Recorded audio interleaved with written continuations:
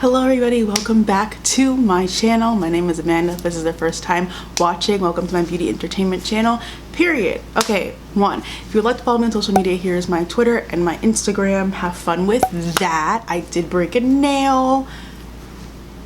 What you gonna do? Next, check out some of my recent videos. I posted a video yesterday talking about black outrage and what exactly that is. And then the day before, did I post the day before? The day before, I posted a video talking about Normani's teen specifically and how I think they're doing a whole lot of nothing with an incredible talent. So yeah, that's what I recently posted. So if you're interested in that, go check those out. And yes, today's another Get Ready With Me.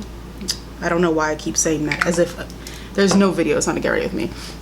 So, as you can probably tell from the title of today's video, we're talking about brand owners. So I've had this idea for a while now, like a video just dedicated to like the consequences that can come with being a really visible brand owner. I just haven't known how to put it into words, and then a bunch of like miniature scandals happened with some brands recently, and then I was like, okay, you just gave me evidence for my video, for my point. Thank you so much. Okay. So today we're going to be talking about brand owners and the impact, negative and positive, that brand owners can have on their respective brands. So I want us first to think about how the beauty industry has like significantly changed over the past 5 years. We've seen an influx, exponential growth of the number of brands that exist since like 2015, 2016. And we've also seen brand owners in that time take on, as the rise of the influencer happened, we've seen some, not all, thank God not all, we have seen some brand owners take on a much more visible part of their company. They become, instead of it just being like, oh, that person owns a brand behind this closed door, it's like, oh, I am the owner of this brand, this is me, get to know me. And we've also, I would say in the past 2 years, we've seen a lot of mainstream brands like brands in Sephora and stuff, their brand owners or presidents taking on a more influencer type role. They're not influencers, but they started acting like influencers. Like they're very accessible, almost too accessible, which I'll get into more in like a little bit. So now in the state of beauty, there are two types of brand owners. There are visible brand owners, and then there's the classic, just like hidden behind the curtain, we don't know who they are, owners of brands. I'm trying out a new foundation today that I bought at Sephora yesterday. It's the new, looks kind of weird, the new Makeup Forever Reboot foundation. I don't know, I don't hear anyone talking about it, and I saw it and I'm like, Makeup Forever has yet to release a bad foundation, I think a bad skin product. I've liked all the ones that I've tried, so we're gonna try it today. Hopefully this color matches me. Yeah, I think I'll make it, yeah, I can make this work. I think it will match me. Okay, whatever. Sorry, back to my point. So in my opinion, I do have an opinion about one being better for the, this smells weird. I do have an opinion, and I think being a less visible brand owner, I think it's better for your brand in the long run. I'll get into that more later, but I can see pros and cons for both sides. So I'll start with the pros and cons of being a non-visible brand owner. So like, you can't get canceled for doing stupid shit. If you are a brand owner and you're not very accessible, like people don't really know who you are, you can do whatever you want and it'll have no reflection on your brand. It'll have no reflection on unless people find it out. It'll have no, this is in, I don't know if that covered anything. Okay, we'll just see. It'll have no reflection on the sales of your products. It'll have no reflection on any, like nothing will happen if you do something stupid as long as people don't find it out. That's a pro. A con is that in a society today where we all, not we all, but a lot of people want a lot more insight onto what is happening behind the scenes. And you know, since everyone is in cahoots with racists, it's nice to, oh, my skin does look good. It's nice to know if a brand owner is doing things that you don't support, so now you don't support the brand. So that's like a pros and cons of that. So what started this, me thinking about this and thinking of creating this video, recently the president of Anastasia Beverly Hills, ABH, Norvina, I think she's the president. I don't know. I know Anastasia is a real person. She might be the president, but Norvina is like the public face of the company, in my opinion. Not in my opinion, like it just seems like she's a very public face of the brand. So that brand, ABH, has been under heavy fire since like around August for many different things. Like there's been a slew of palette launches from them in the past couple of months that is like seems like it came out of nowhere. And then they like were about to do a collaboration with a multi-level marketing scheme. I was like, oh my god. And then very recently, Norvina herself gifted, I think it was a Louis Vuitton X Supreme bag that cost $25,000. She gifted this bag to Rich Lux. So if you don't know who Rich Lux is, good for you. You don't need to know who this man is. He's a waste of space. A waste of space and a waste of oxygen. He, you know, racism. What else is new? I'm also trying a new concealer. I hope this doesn't go airy. It's the Uoma Beauty Stay Woke Concealer. This looks light, but we'll see. We'll make it work. That is so light. Okay, I'm gonna have to mix it. Sorry. It's thick though. I like how thick the wand is. That is so light. Oh, yeah, we're just gonna do a little bit of that. Okay, back to my point. She gifted Rich Lux this ugly, a very ugly bag. And so of course there was talks, because Rich Lux has said some truly ridiculously ignorant things. He's up to Jeremiah Starburst's asshole. I hope it's nice and warm up in his colon, Rich. So he's not the best person. And to see a brand president, owner adjacent actively supporting him by, you know, sending him a present, like, it don't sit right with me as a person of it don't sit right with me. And of course, consequently, Norvina herself and ABH, which is what I'm about to get to, and ABH received a ton of, I don't remember, is it pushback, clapback, flashback? It's one of those three words. The brand, not just Norvina, got a ton of that word that I can't remember. And this brings us to my conversation. So, brand owners being so visible has some serious consequences, and we see that perfectly with ABH's recent events with the bag situation.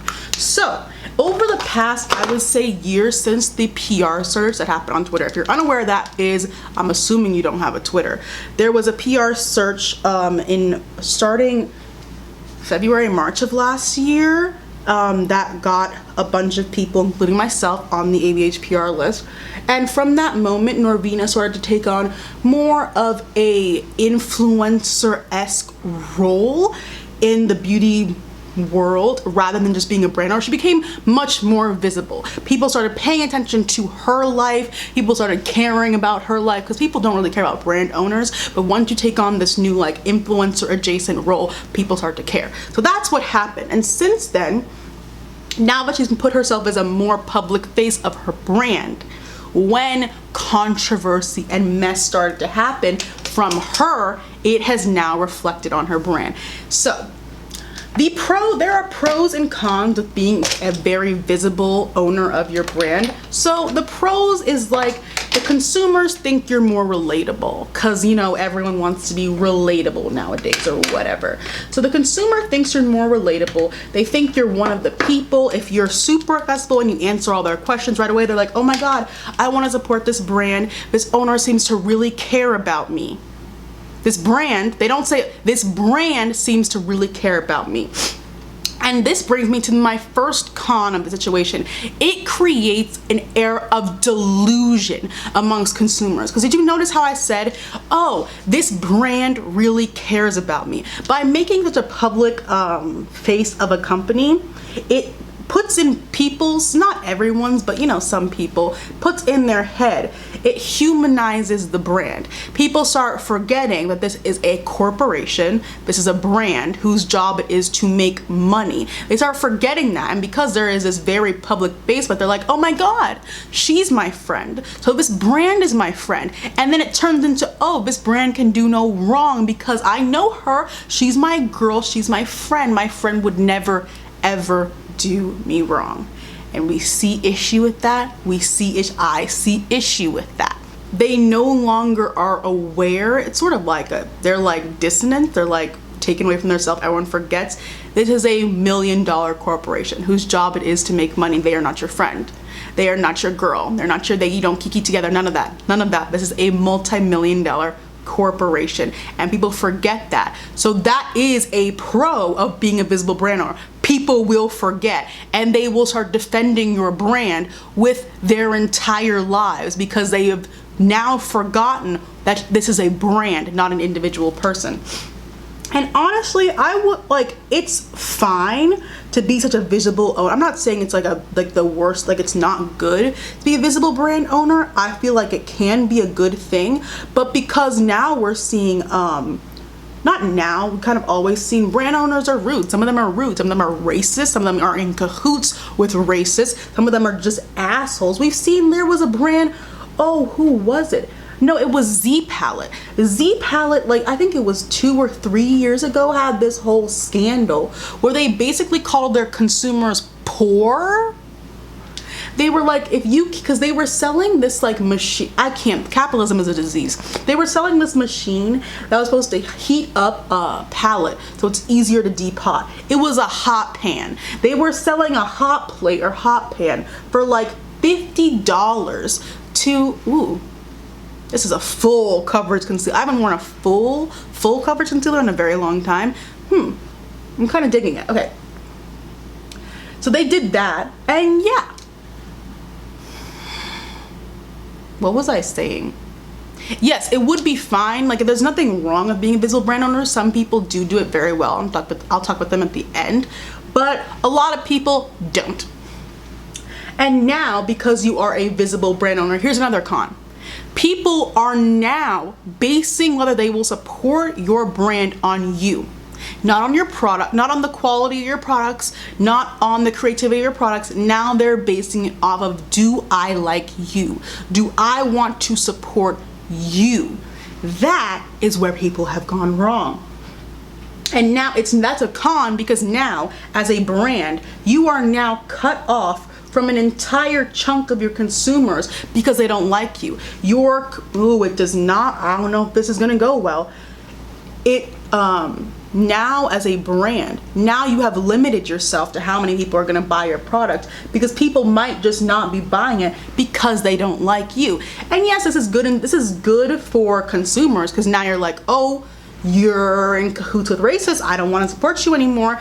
And now you know, because they are so visible. But it's bad on the brand's end, because now you're losing money, because you know that's capitalism.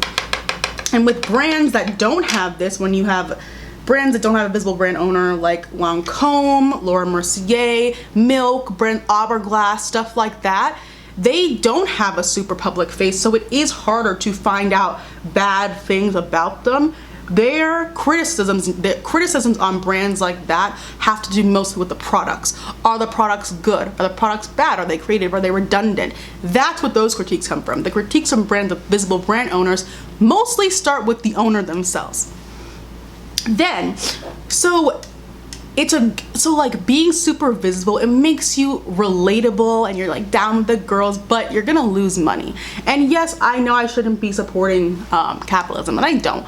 But you're gonna lose money now because you're so visible, and it's gonna cheapen your brand. It cheapens your brand when you're so because what a lot of these, especially brands Sephora, which are luxury, I don't want to consider all brands in Sephora. Yeah, I wouldn't consider all brands in Sephora luxury, but they're more luxury than a lot of the brands at the drugstore. what it does is it cheapens your brand, because what used to happen with your brand, there was an era of like desirability. It wasn't accessible to everybody, and now by making yourself more accessible, your brand has diminished its like elite status. And that's what is currently happening to the brands that are trying to make their owners much more public faces.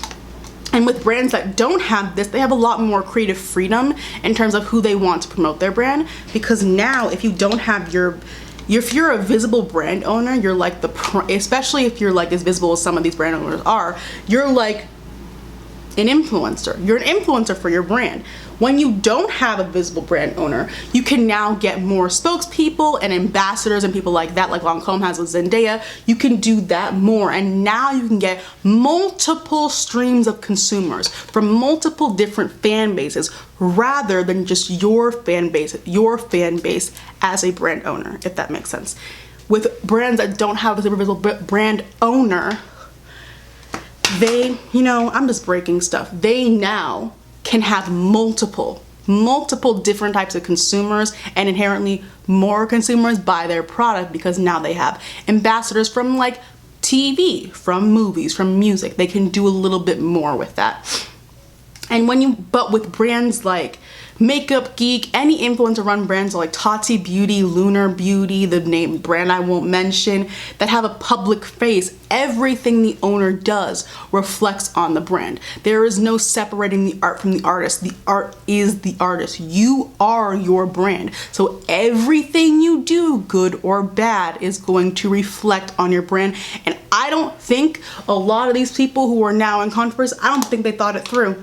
I don't think they thought it through. I think now they're like, oh shit, I should not have made myself so accessible to the public, because now people don't like my brand anymore. People don't like my brand anymore because I made myself so accessible, and then I did something stupid or racist, I did something stupid, and now people don't support my brand. And it's like, it gets people in trouble, because are you gonna buy makeup from someone that you don't like, or someone that doesn't support you? Are you gonna buy makeup? You're not gonna buy makeup from them anymore. Now you lost sales. Now you're flopping. Now your brand is flopping. So like we're getting to flopping. Kat Von D was a very public face of her brand. Then we discovered that she dated a Nazi. Everyone forgets about that one. Everyone forgets about that one. And she's an anti-vaxxer, and ruined her brand so much that Kendall kicked her out. That's how badly she ruined her brand by being such a public face. Now, she always started off that way, but it's just something that it just backfired. It was doing well and all fine and dandy until someone found some pictures of some Nazi symbols, and then she opened her mouth and said that she doesn't care about polio and measles and mumps and rubella, the usual. And then we have someone like Jared Blandino from Too Faced, who runs his mouth every time he just does whatever he wants, reflecting poorly on his brand. Now people get a bad taste in their mouth when they think of Too Faced because he's an asshole. Are you seeing like how this is not good? This is not good for, I don't know who I'm talking to, but it's not good. It's not good for brands at all. And we had the whole Marlena copyright strike situation. That was so messy. I didn't even know about it until like 2 days after. Basically, if you don't, Marlena, there was a smaller YouTuber who made a video talking about an issue she had with Marlena like 2 years ago, or like a year ago, I don't know. And then like last month, a year or two after this video, Marlena then put a copyright strike on her video in rebuttal because a smaller YouTuber put a privacy claim on Marlena's Dear Influencer videos. Chaotic. But Marlena's reasoning was because she didn't want, in this smaller YouTuber's video, she was talking about an issue with Marlena, and Marlena copyright striked the whole video. I don't understand. She copyright striked the whole video because she didn't like her title. She put Makeup Geek, the smaller YouTuber put Makeup Geek in her title, and Marlena was like, I didn't want it to reflect poorly on the brand. You are Marlena Stell, CEO of Makeup Geek. Anything you do is going to reflect on your brand. That's what happens when you are a visible face of your brand. Anything you do, good or bad, reflects on your brand. So that was stupid of her. And this is what I'm getting to now, like what brand owners need to do. You need to understand you don't have the leeway. You don't have the leeway of a regular brand owner or a regular influencer. Because you made yourself kind of a mix of the two, there's some things you can't do. You need to get a burner account. If you have a real issue with someone, get a diary. Journal it out. Get it out anywhere except for social media. And you need PR teams managing your personal social media network so you don't say anything stupid and ruin your entire brand. This is all very, very simple. Like this morning, I saw this small brand owner going on a rant about influencer entitlement and saying how influencers should be promoting their products for free, blah, blah, blah, blah, blah, smoking all kinds of dick. She went on a rant on her business page about that. What is not clicking? What is not clicking? Why would you do that? Why would you, if you want to rant, please, it takes 3 seconds to create a whole nother Twitter account. Go on a very, very violent rant on there. Don't do it on your business account. Now, everyone's associating your business, which was small, with what you said. Now you've cut ties with tons of smaller influencers who could have helped your brand grow tremendously. Now you've cut all ties with them because now when they see your brand, they're thinking, oh, that's the brand owner who said that smaller influencers don't deserve to get paid. Boo-boo the fool. Boo-boo the fool and his friend. And it's like, it's a slippery slope because I do understand brand owners should be allowed to like make mistakes. And I hate the whole, why can't people make mistakes? Racism is not a mistake. Racism is not a mistake, but anyway, it's like, but once you mix the influencer with a brand owner, you should have known what was coming. You can't be just saying anything you want anymore because it's like, do you want, especially, no, not just for all brand owners in general, do you want mainstream success for your brand, or do you just, or is just your supporters support enough? Like, do you want your brand to be known by people who don't even watch YouTube, who have no idea of the beauty community? Do you want your brand to be known by them, or are you fine with just your supporters and your fans buying your brand? I don't think people would start an entire makeup brand just to have a small, tiny, in comparison to the rest of the world, a small group of people buying their stuff. I'm sure you wouldn't go through all of the hassle of creating an entire brand just for like this certain tiny group of people to buy your stuff. I'm sure you want mainstream success. So if you want mainstream success, shut your mouth. Shut your mouth. Keep some things to yourself. Journal. Get a diary. Burner account. It's very, very simple. It's very, very simple to not be a dick on the internet. And so there's some good brand owners. I wrote down Dominique from Dominique Cosmetics. She's an influencer and a brand owner doing just fine, doing both. She just stays in her own lane. She doesn't, run her mouth like a crazy person. And I heard she had an issue with one of her palettes and she immediately knew the batch code, emailed the people with the batch code, and I think she recalled them and sent them new ones. That is literal bare minimum behavior, and it's incredible because we never, ever, ever see people holding themselves accountable like that. Another good owner, Angel from Artist Couture, very visible brand owner, stays in his lane. Stays in his lane. Oh my God. Oh my God. And it's like, in general, in conclusion, I don't think being super accessible as a brand owner is a very good idea because we've seen how it has backfired in the last 5 months alone. Now I understand why you'd want to do it, but it's gonna backfire. If it backfired from one of the most loved brands of all time, it's gonna backfire for you. Yeah, because now you've dug yourself into, listen, that bag to Rich Luxe dug yourself into a hole. Not even a hole, a canyon. dug yourself deep into the Grand Canyon and now you're not getting out. You're not getting out. That was so stupid. That was so stupid. I don't understand. I don't understand. You don't need to be that accessible. You really don't. And then this is my last thing. These brands are not your friends. So don't defend them with like your life. Like they're not doing the same to you. You're allowed to critique and have criticisms of brands and of your faves. Cause like whenever there's conversations about like brands, their stans get in the comments like little rats and they're like, don't say that, don't say that. Are you not allowed to have valid critiques of somebody? Like I don't get it. I don't get it. What's the big deal about her sending a bag, $25,000 bag to a known race? What's the big deal?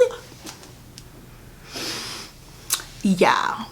So what we've learned from this is don't be an idiot on the internet. Get a burner. Like it's very easy to make a burner account or to buy a journal. You don't even need a journal. Your notes app on your phone. Type all your grievances and thoughts and sometimes violent thoughts, type them on there and leave your brand out of it. Or don't be a visible brand owner. I don't know. Pick one or the other. I don't really care. It's quite disappointing to see a brand that you love and respect so much kind of create their own create their own downfall by doing this. Yep. So yeah, that's the end of my video. Yeah. So let me know what you guys think about this whole, about this whole situation, and like, do you think it's a good idea for brand owners to be super visible, or do you think they should stay behind the curtains like they used to like 10 years ago? This foundation is a choice.